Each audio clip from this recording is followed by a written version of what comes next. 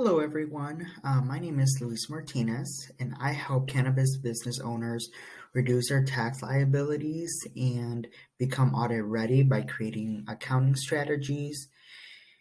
And in today's video, we're going to go over some of the ways you can avoid Section 280E. So let's get started. So first, who am I?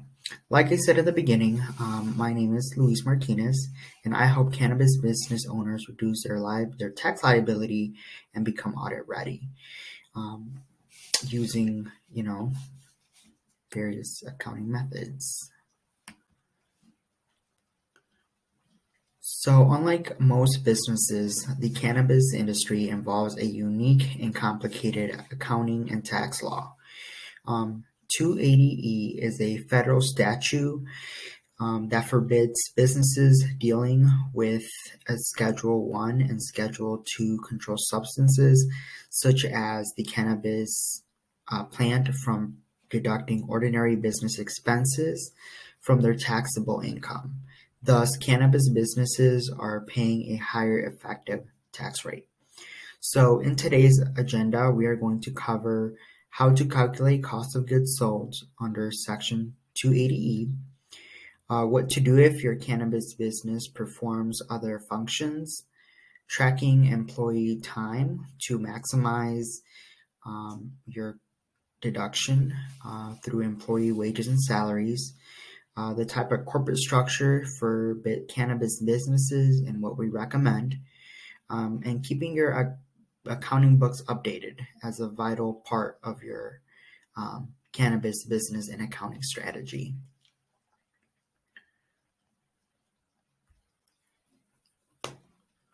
So, Section 280E doesn't prevent cannabis businesses from deducting cost of goods sold.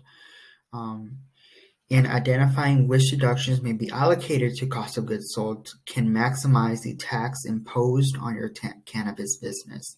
So, for example, if you're a cannabis cultivator, you may deduct raw materials, indirect product cost, so for example, equipment maintenance, utilities used to grow your cannabis, wages, so for those people who supervise the production of the cannabis plant, people who are in charge of quality control, and even personnel that are part of the inspection of the cannabis plant, and any labor related cost. So your cleaning personnel, people who trim, the curing, the packaging, and the inventory management personnel all could form part of your cost of goods sold to maximize your cannabis tax deductions.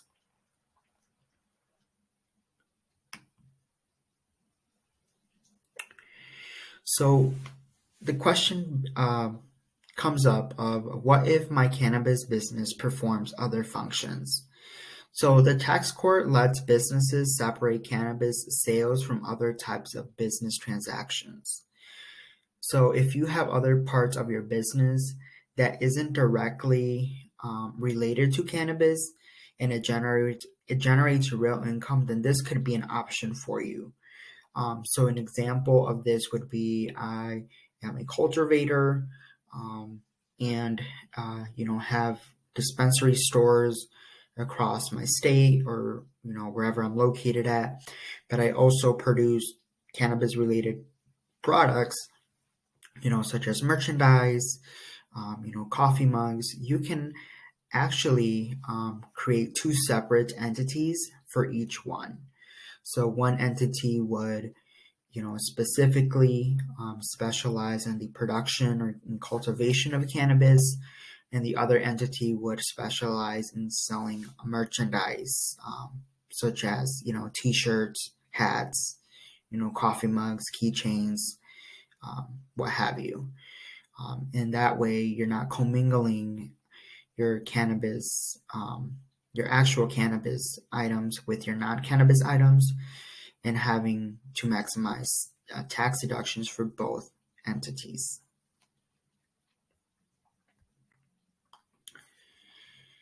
So employee time tracking.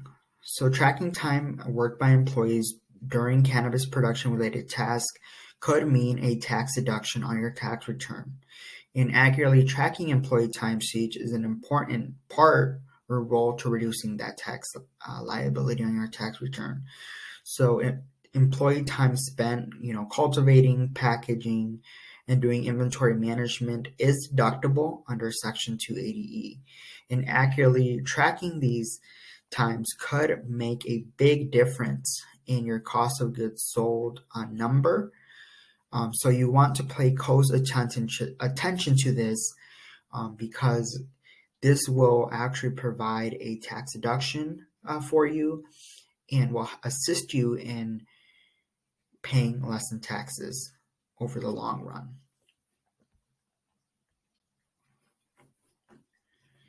So understanding corporate structures, not every corporate structure and company is made the same. Everyone operates a little bit different. So choosing a correct corporate structure must be a well-researched and thought out process because this could make or break your business, right?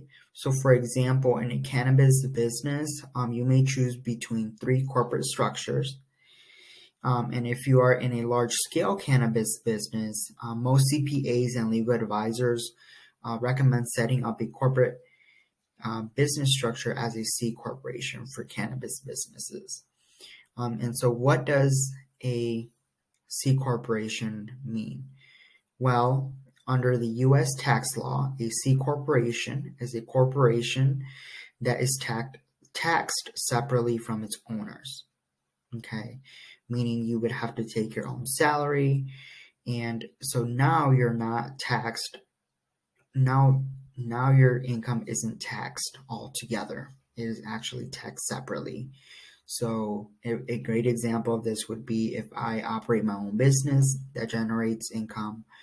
Only the income generated by the business is taxed as a corporation, and then my own personal income from my 9 to 5 is taxed on an individual basis. It isn't taxed altogether like the other business corporate structures. So keeping updated accounting records. The IRS requires you to keep receipts for all transactions as evidence taken on your tax return. So this means that all revenue and expenses must be accounted for. Since Section 280E only permits the deduction of cost of goods sold, the IRS generally goes through these numbers with a fine-tooth comb. If there are any mistakes or inaccuracies in your deductions, your business may be subject to a fine, and a very hefty fine, if I add. Being a cannabis business makes you more likely to be audited by the IRS. Mainly because cannabis is considered federally illegal and is subject to scrutiny, more scrutiny than any other products on the market. So it is especially important to partner with an accountant who specializes in cannabis.